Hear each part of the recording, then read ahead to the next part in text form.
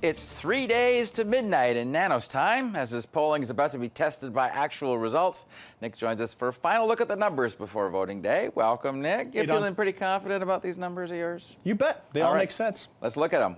What do we got nationally going into the weekend? Well, nationally, we have the Liberals 6 point up. They're at 37%, followed by the Conservatives at 31%, New Democrats at 24%, and Green Party at 5%. So, can we call it the turkey advantage? The Thanksgiving advantage that the Liberals picked up, they've been able to maintain through the week.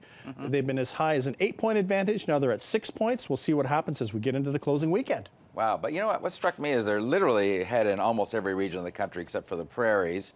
I mean, Atlantic Canada way ahead, and Ontario still a 6-point lead, I think, in Ontario.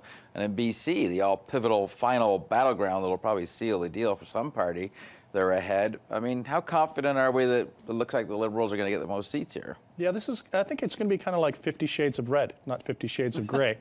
You know, the reality is, if there were an election held today, we'd be looking at a Liberal win.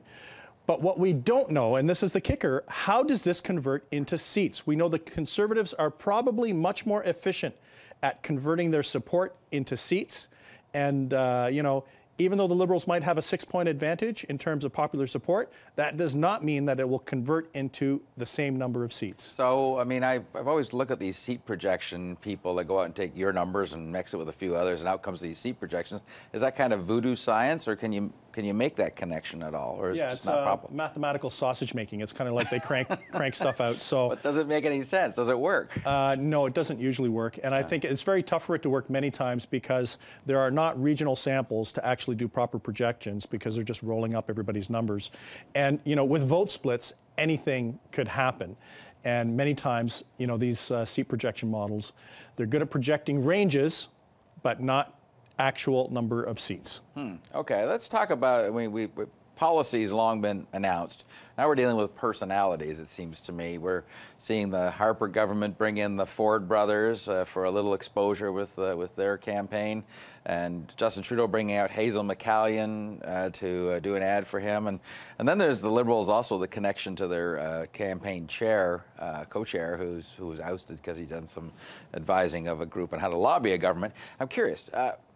Let's start with Gagné. Has this got any potential traction to take them down in the polls? Well, two things would have to happen for this issue to be a problem for the Liberals.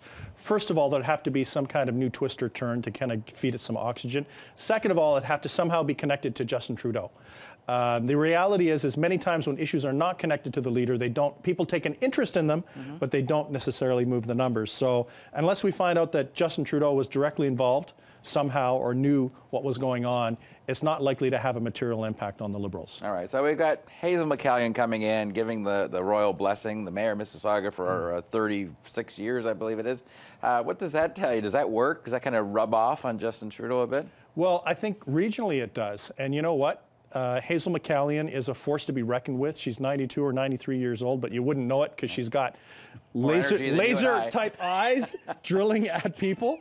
And, you know, in the Mississaugas, where the Conservatives have to do well in order to have a good showing on election night, her endorsement of the Liberals could actually make the difference and in some very tight races in the Mississaugas and in the Greater Toronto region. And what about the Fords? Does their connection to the Conservative campaign help or hurt?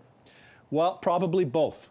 I think the reality is that the Fords still have a following in the city of Toronto proper, the Ford Nation that they can activate. The problem is do they attract more than they repel? Because I think once you get out of Toronto, the connection between the Prime Minister, Stephen Harper, and the Ford brothers might not be as much of an asset.